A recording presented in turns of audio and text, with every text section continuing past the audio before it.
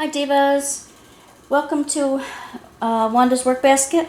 I'm Wanda, and what I'm going to do today is, you've seen me in a different whip put together my teddy keychains, and I found a few places in the TEDs that I want to adhere a few more dots to here and there, and I thought I would make this a whip because I don't know, I have two that are in various states of disrobing that I want to finish up. And I also realized that I accidentally deleted one of my rendered videos, and I cannot find the correct one. So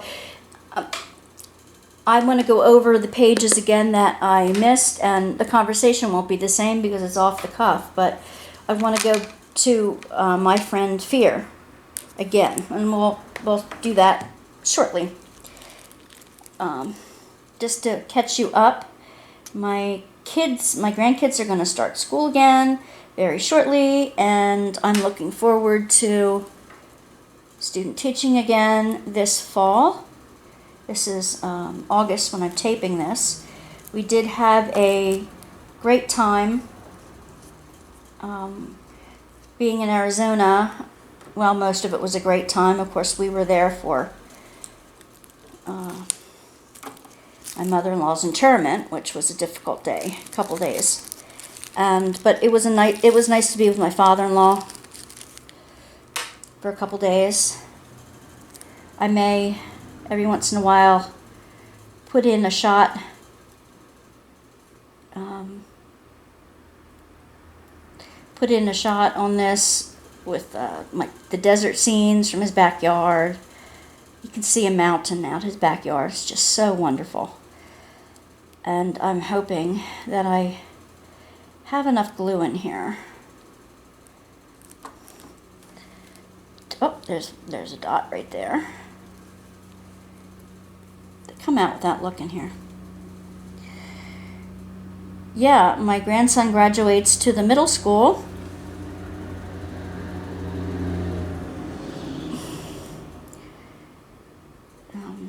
So he's going into 6th grade. Middle school is 6, 7, and 8. I can't believe it's 6th grade already. When did they grow up so fast? Oh my gosh. I promised him if he has me for a substitute teacher, that I will not embarrass him, although the temptation will be there. He told me the other day that, my sister-in-law was the reading specialist out at his elementary school, and there was somebody from the other side of his family that was in teaching as well out there, and the kids would tease him, "How many relatives do you have in the school?" Well, they're going to find another one if they get me as a substitute for one of his classes. But anyway, it'll be fun.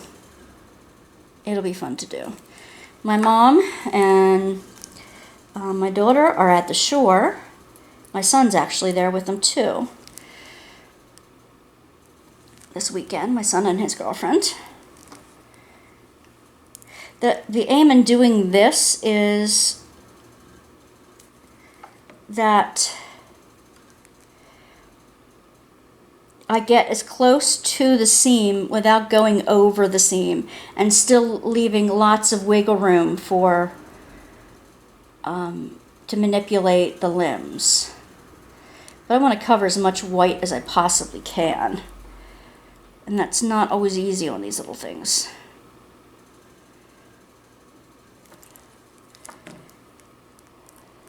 There we go. Yeah.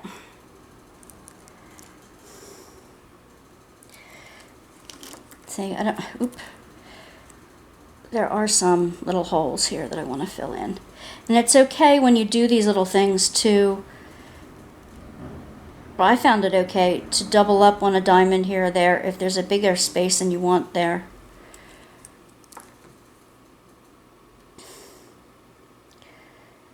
Like just to move them so that they're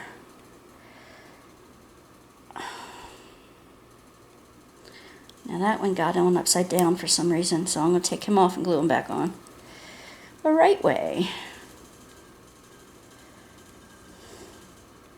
Move it here. My granddaughter is going into 4th grade. These kids are growing up too fast. Probably not fast enough in their own estimation. When we were young, we always wanted to grow up fast, didn't we? And now that we're grown-ups, we're like, oh, I didn't appreciate my childhood while I had it. Well, at least that's what I say. I know some of you didn't have the greatest of childhoods, and I'm sorry for that. You know, we all have something from our childhood that we don't. Oh, come on now. That we don't want to revisit. Well, even if it's a good childhood, there's certain things we don't want to revisit. They just happen. Unfortunately. Kids are vulnerable. Kids can be mean to each other. And for those of us who have social anxiety, I think it comes from our peers. It comes from being upset by our peers when we're younger. At least that's what I attribute mine to. And that may not even be fair, but... And you have to go to counseling for these things. You cannot let them rule your life. Yes, there's medication, but it's just masking the symptom, right? It's just masking what's underneath it all.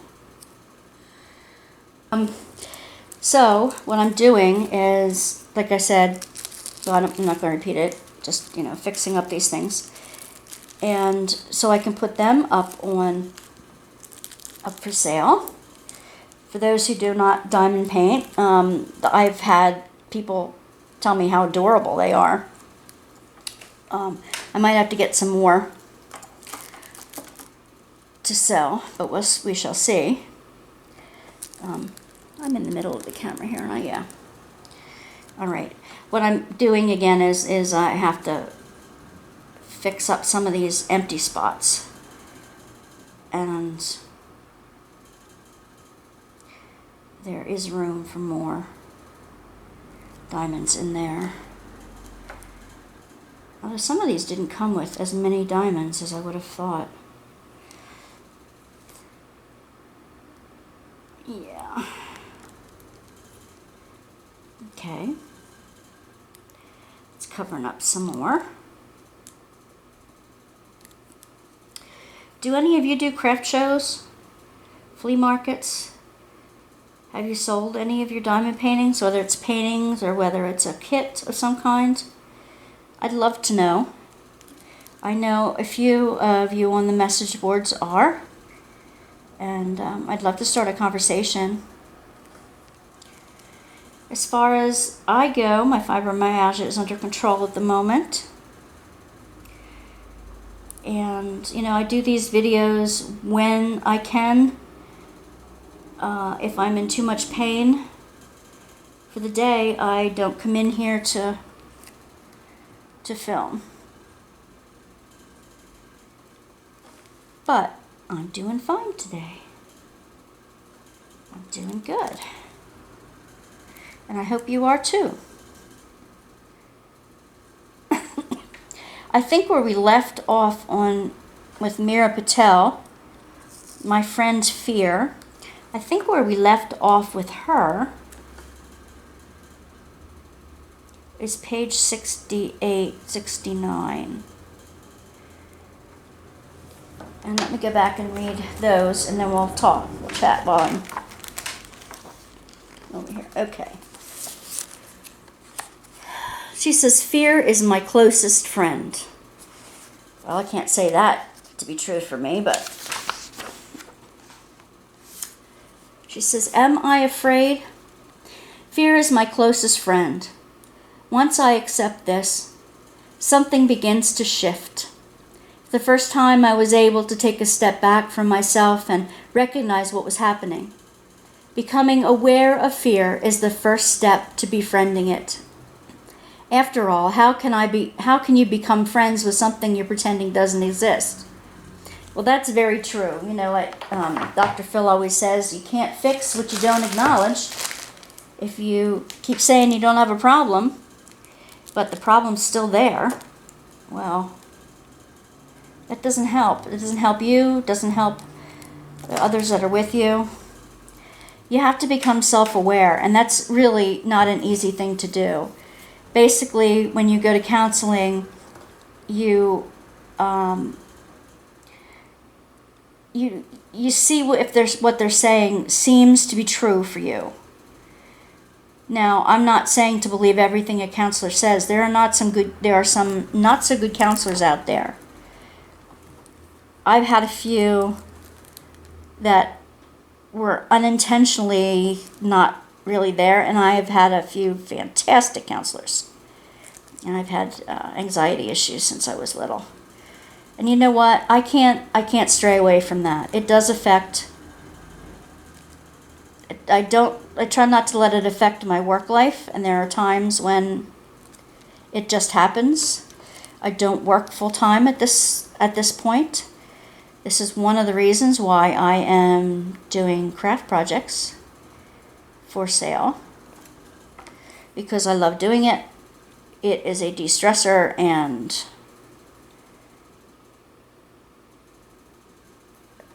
you know what, even if you give them away, just because you're blessing someone with your work, you just want to bless somebody, you know.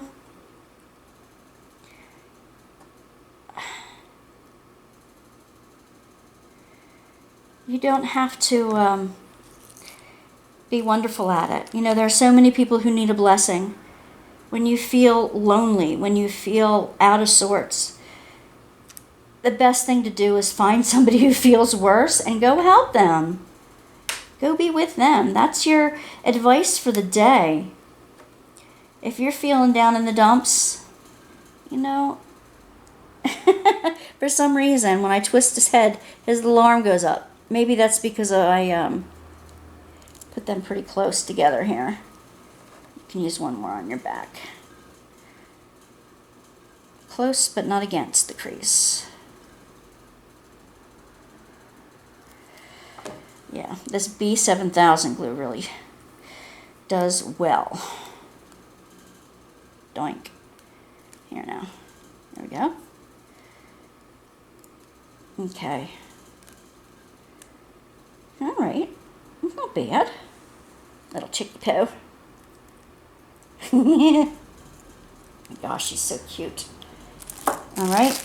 That's two that I believe are fixed up. I could probably use one more in there. It's not. One more. One more. Yeah, you can't fix what you don't acknowledge. And the path to being self-aware of accepting the things you can't change about yourself. And the older you get, the less you can change. I just find that to be true. No matter how much I want to change, I just can't change myself. I'm going to be 60 this year. And I really, you know, I don't feel it. I feel like I'm 30. So that's at least a decent thing. But, you know, it's taken me a long time to become self-aware. It's taken me a long time to look in the mirror and accept who I am. I keep sliding back into that, and maybe you guys do this too. I'm not the only one, I know. But maybe you guys feel this way too. I keep sliding back into my old habits. I try to make new habits. I have good intentions. And then one day comes, I just don't feel like it, so I don't. And then I feel guilty, you know. You backtrack on yourself, you feel guilty, and you think, I could have done better. I should have done better. There's no reason why I couldn't have done better. Try again. And you beat yourself up mentally and verbally. And that's not good. That doesn't help anything. It doesn't help you.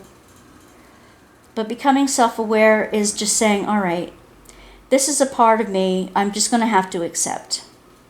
I'm going to have to live with it. For instance, I am trying to come to new routines. There are mornings when I forget to take my meds, or I have a list of things that I made, a list of to-dos the day before that I want to do and accomplish, but then sometimes it goes out the window and I sit there thinking I have absolutely nothing to do, and I'm like, what was I thinking? What wasn't I thinking?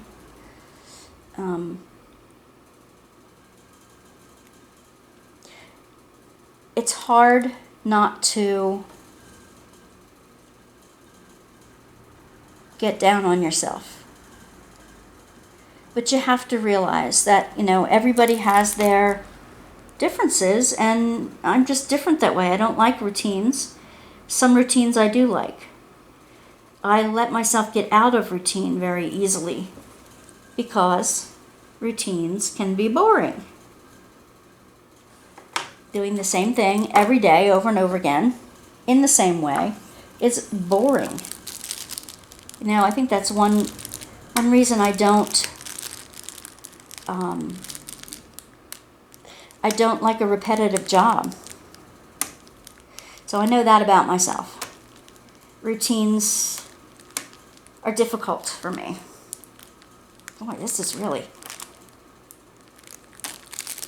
I like this B7000 glue. I'm going to have to get some more of this. All right.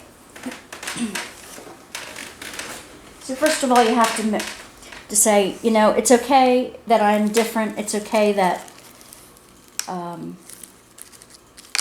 that I'm not the same as everybody else. I have to accept who I am for what I am. Okay, Meera goes on to say, every time I feel scared, instead of letting my anxieties build up and take over my body, I took the first step and asked myself a question that I've always avoided. Am I afraid? Why are we so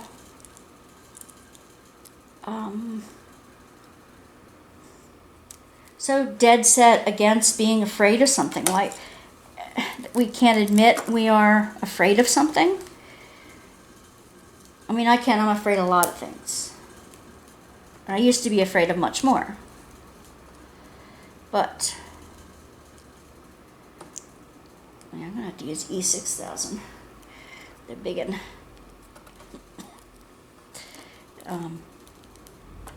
I used to be afraid of a lot more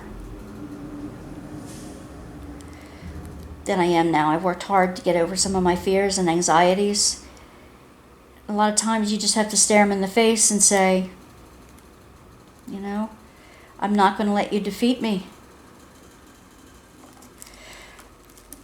It's been a while. I don't remember what I've said about some parts of my childhood, but I can tell you that my dad had agoraphobia at one point in his life, which means agoraphobia is a fear of everything, practically. A fear of going out in public. Anxiety is so bad that you have anxiety attacks, that you feel as though these attacks are going to make you throw up or need to use the bathroom immediately, or any manner of reason that they lie. It lies to you. Your anxiety lies to you and says that you're going to embarrass yourself in public, so you're not going out. It's not safe for you to go out in some way. Your anxiety likes to lie to you. Now, anxiety is there for a reason. It was there for a reason in your childhood to let you know that, hey, be cautious here. It's like a yellow light. Fear is more like a red light, but anxiety is more like a caution, a yellow light. It's time to slow down, look around, be aware of your environment, what's really going on. And when I'm anxious, I have to look at, where I'm at the moment, what's making me anxious. I have to acknowledge that I'm afraid of something, that there's something in the environment. Now, if it's a true anxiety, like if I'm walking down a street and I hear heels behind me and nobody's supposed to be following me and whatever, I would be afraid of that, but that's normal. That's your self-protective protection coming in to play, and that's what anxiety is there for. If it blows up into a full-grown fear, then sometimes you lose your perspective and you get bogged up in the feeling and not in being alert. So anyway, anxiety. Now, I'm afraid of spiders. I've gotten through a lot of fears in my life by confronting them, by trying to figure out why I really am afraid of whatever. What's to be afraid of it, what's not. And I can talk myself out of claustrophobia in elevators, like, okay, it's only going to take a little while. The worst that happens is, what's the worst that could happen in this situation? Okay, I get stuck. Do I have a whatever bar, a nutrient bar in my purse that I can eat? Is there a call button? Blah, blah, blah. Have I ever gotten stuck in an elevator before, so I have to worry about it? No. So I try to reason with myself and think about good things and think about positive things and think about ways where I'm, making a mountain out of a molehill. So that's one way. And so it was elevators, it was, claustrophobia, small spaces, driving through bridges. I still have social anxiety at times. I think that has even given me problems with job permanence, but that's the way it is. That's who I am. I'm sorry. But I always had afraid of spiders, and I always, I told God, I will work on my fears, I promise, because I trust you, and I trust you to get me through anything in my life. I'm going to trust you to get me through lots of fears. I said, but we can leave my fear of spiders out of it, right? We don't have to work on that. It doesn't interfere with my normal everyday life, so to speak. If it interferes with my quality of life, then yes, we have to deal with it. But I am not doing aversion therapy with spiders. I'm sorry, I don't really need to. Our loved ones leaving, that's natural and normal.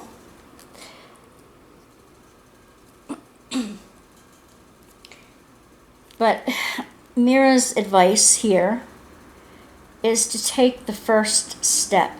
Just take one step. Ask yourself, am I afraid? Is this really what I'm feeling? Or am I angry? Or am I hungry? Or am I, just anxious? Is this something that I can control?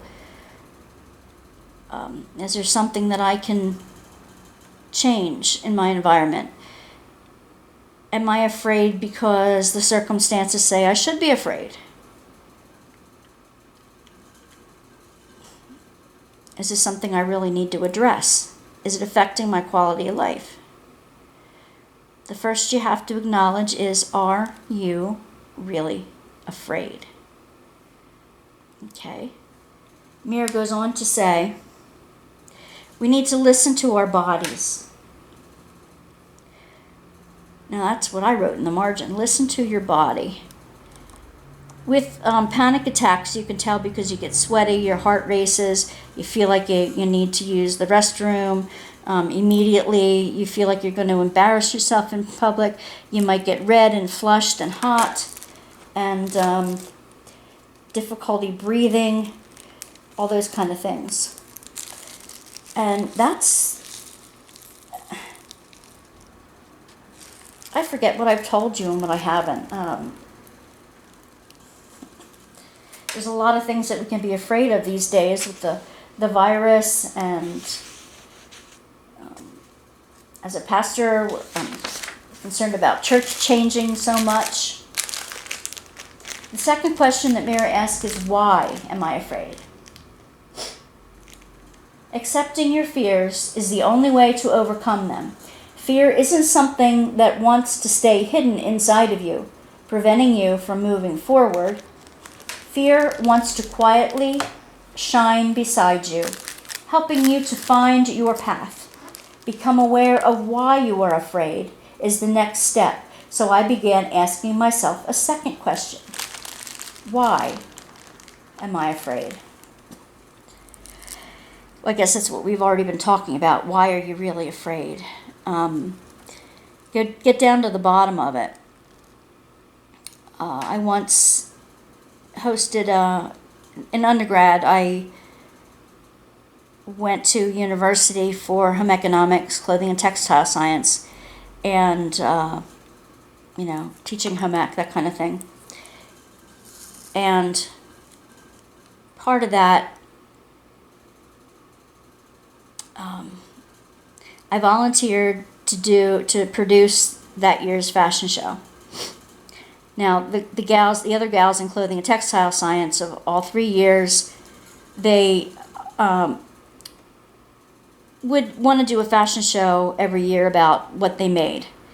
And it's great because it was a lot of fun seeing what everybody else made, how it fit them, how stylish they were, all kinds of neat things. And it was fun. But I started getting really anxious, really nervous, really like, I wanted it to be so perfect, so perfect that one night, I couldn't sleep. After rehearsals the day before the fashion show, I was a mess. The night before, I couldn't sleep.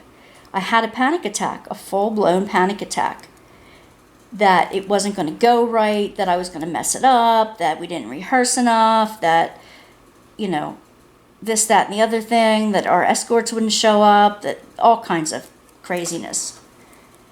And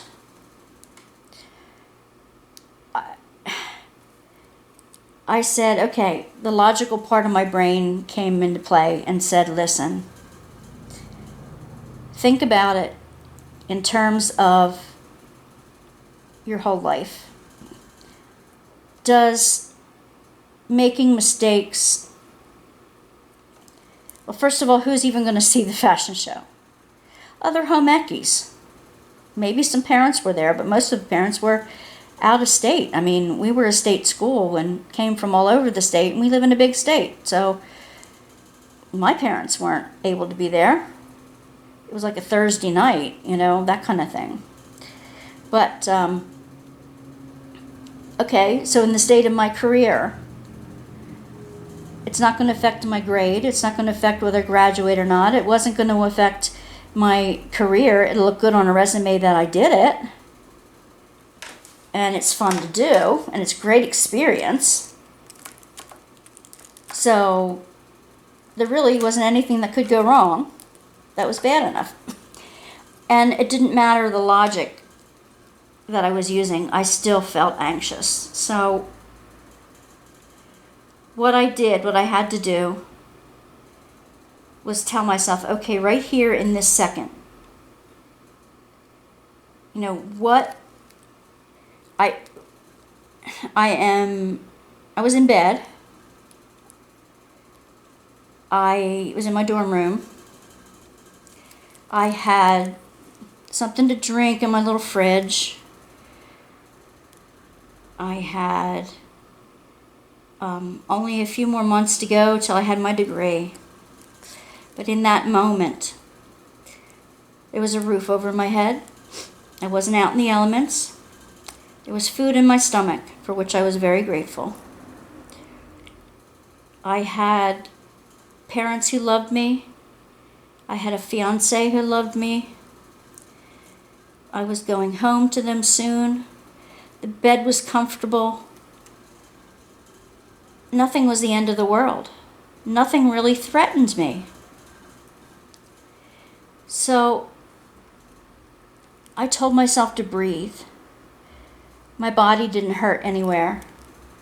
In fact, I was very grateful that I was really healthy at that point because, walking up and down the hills at the campus kept me pretty skinny at that point. Skinnier than I ever was before. So I was healthy. I was warm, I was loved, I was healthy, I was fed. I had clothes that I made that I was really proud of. And I had a possible, career ahead. And there wasn't anything that I needed to be afraid about or worry about. So that was what I kept telling myself, until I could fall asleep. And a lot of times, to get rid of the anxiety, I also would read fiction, really good fiction. And that would help me fall asleep because my mind would get into this dream world. It would make pictures, reading makes pictures in your mind. And it's like seeing a movie in your head as you're reading. You don't even know you're reading after a while. So that's what I would do. That's how I control my anxiety. Right there in that moment. I didn't need to be anxious. I didn't need to be afraid. Deep breaths. And I've learned since then that deep breathing helps a lot in conquering panic attacks. The deep breathing exercises that I have suggested that you do are the same as many doctors share when you're anxious about something. And that is that you breathe in through your nose, slowly and fully. You inflate not only your lungs, but your whole chest cavity. And then you hold it for a few seconds. When you can't hold it anymore, you exhale, you blow it out through your mouth. Long and strong. And you hold that exhale for about 3 seconds. When you do that a number of times in a row, you get to settle in. I like to do that before I pray, before I meditate. And it really helps get me centered. I really think that's what the meditation specialists talk about, being centered. One of my seminary professors said that, that there's a few minutes of silence that you allow yourself to deep breathe and listen to your breathing and the rhythm and everything. He said it's like becoming fully present in that moment. So that would be my tip for today for anxiety, is to just breathe. Realize where you are, what your immediate blessings are, that you're safe, or get yourself to a safe spot. I would recommend that. Now I gotta come up the end here. I'm still in focus, aren't I? Yeah. And I would suggest that. Get a buddy, you know, call a buddy. And say, hey, you know, I'm feeling anxious about this or that. Can you talk me down?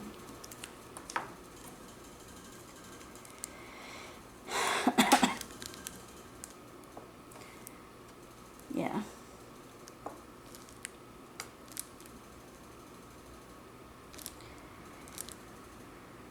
So, let's see, should we read another page of Meera? I'm not done my teddy here yet. Just to remind you, if you've gotten any blessing from hanging out with me today in my tea and talk, without the tea today, I don't know where my tea is. Anyway, if you've gotten any blessing from being with me today, hit the like button and hit the subscribe button so you don't miss out on the rest of the Meera Lee Patel book, so you don't miss out on future announcements about the goodies. I'm going to put it in my Etsy shop that nobody else has, because I'm working on a brand new thing and testing it out at the moment. I'm looking forward to bringing it public. So if you want to be on board for that, and soon if you want to be part of monthly giveaways, once I reach 100 subscribers, I'm going to have monthly giveaways. And I have so many good things. I have brand new diamond paintings. I have tools and accessories. I have cover minders. Well, that would be a tool or accessory. But lots of things. Lots of things. I even have scrapbook kits. So if you'd like to be part of that, please subscribe below. In the meantime, let's read another page of Meera Lee Patel. She writes, I am afraid of not fitting in. Oh man, there you go, right on the bat, right on the nose. My whole life I let my scars replace who I was. When fear came to visit, it brought with it anxiety and a deep air of discomfort and nervousness. Feelings that made it impossible for me to recognize myself. Ooh, what a good way to put it. Rejection, based on the assumption of what everyone else thought of me, became all-encompassing, a dark maze I couldn't find my way out of. I was afraid of being judged. I was afraid of being unloved. I was afraid of being an outsider. Gee, raise your hand if you can, if you know what she's talking about. I do. Is it a fear of, going to be lonely? That if you're rejected and alone, we can't survive out here in the, alone. We can't survive without friends and family with us. And if we're rejected, that security goes away. I wonder if that's part of that. I need more drills before the glue dries here. No.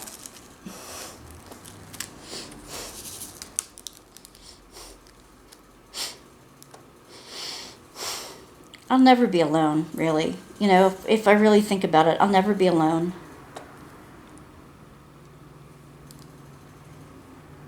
And you probably won't be either. If you are, give me a call and we can be alone together. Shoot me an email.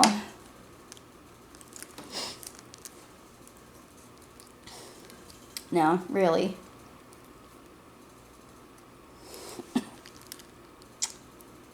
That's a little difficult here. Ugh. I need to put some Scotch tape on it before to get it coming out here. Every once in a while I have to wipe off the gunk off the tip because it wants to stay.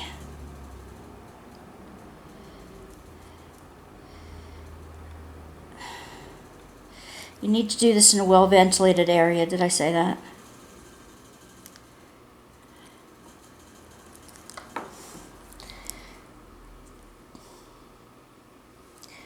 If any of you want to chat about any of this, about Meera's book or about your own experiences, private message me or email me, and I can have a private conversation with you. I am not a therapist.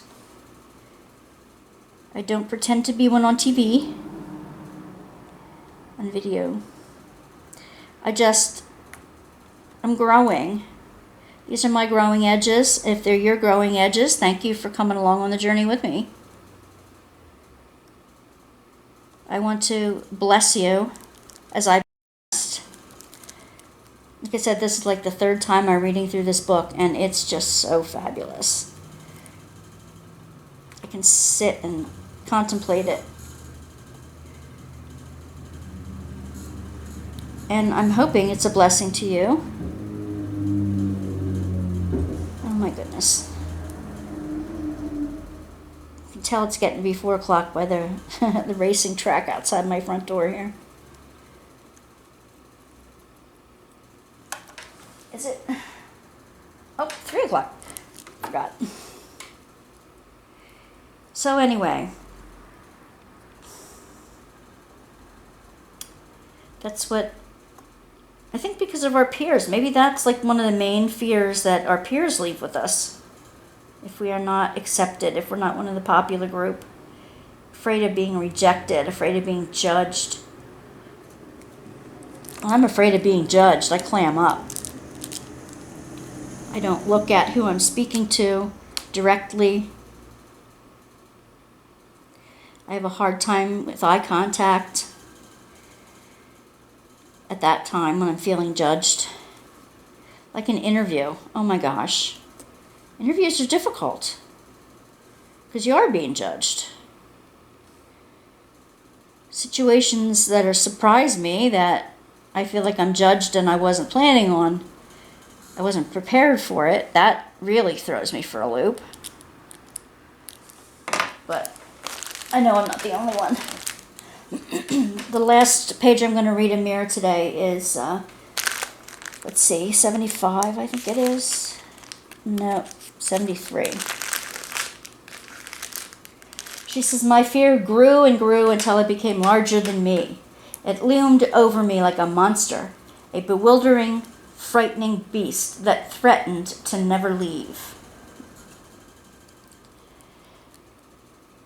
When I looked in the mirror, I didn't see myself. I only saw my scars. Instead of seeing something that made me special and stronger, I saw something that separated me from everyone else. Yeah. Our scars make us stronger. Our scars make us stronger.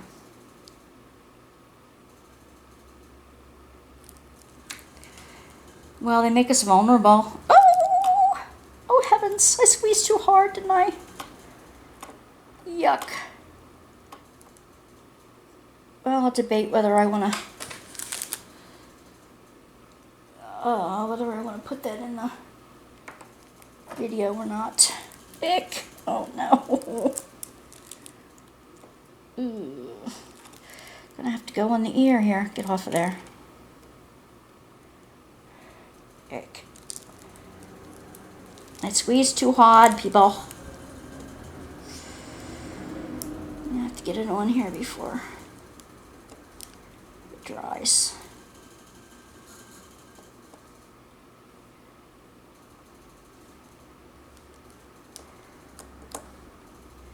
You know, when I started this YouTube channel,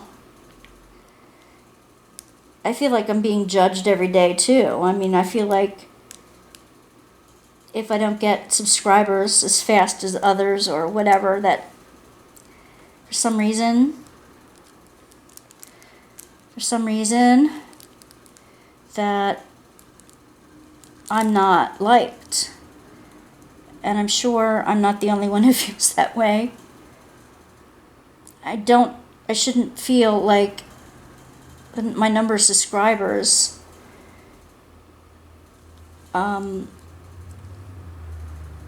equals my value. I would tell somebody else that that is so not true. That your value is in where you're unique, where you were made to stand out, to shine. Okay. Why was I given talent in creativity? Well, I wasn't using it for the longest time. I wasn't even using it to bless myself. Certainly wasn't using it to bless others. I was making, always had a purpose. It had to have a purpose. It was something for the house, or it was something I was making as a gift for somebody, like for a Christmas present, or whatever. It was for winning a contest. It was for this, that, or the other thing. It was to build up my self-esteem. And really, I don't want it for that anymore. What is the thing that you get out of crafting the most? What do you gain through being creative and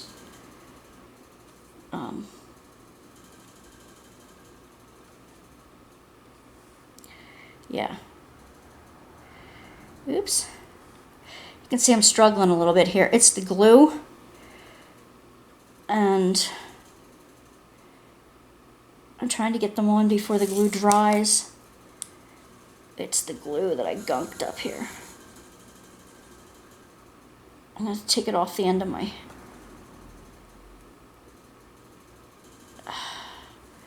wax pencil here. It's getting goop here. Getting drier, especially under this fan.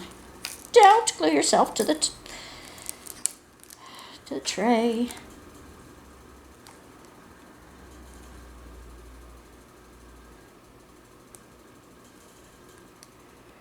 Okay. Good, that's still free.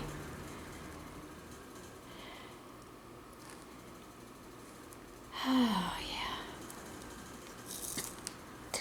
Well, I do hope that talking about these things helps you become more self-aware, helps you with your anxiety, because it helps me with mine, and I want to help you with yours if I can.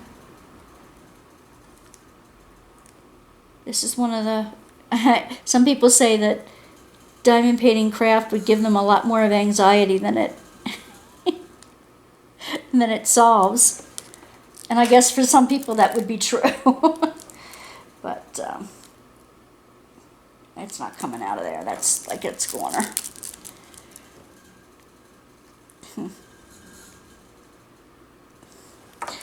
Yeah. But I find it very relaxing, very rewarding.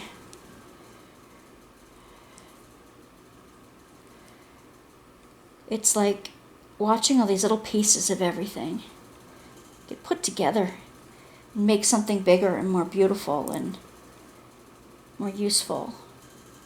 Little pieces coming together to make a beautiful whole.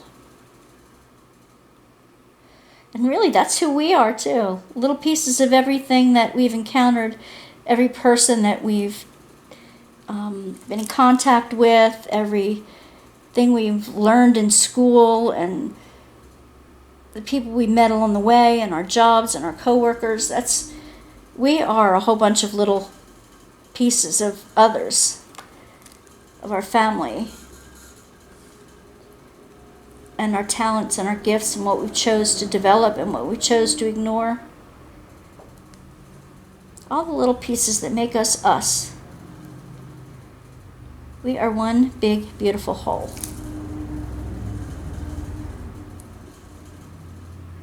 You're beautiful. I'm not just talking the women out there. You guys are beautiful too. You're beautiful if you have a heart big enough to care for others. You're big enough if you are wanting to care for yourself in a better way. Oh, look at this. I messed that up royally here. All being pushed around. Here we go. Let's cover it over better. Make sure it's smooth sailing here. Get off of there. Gee.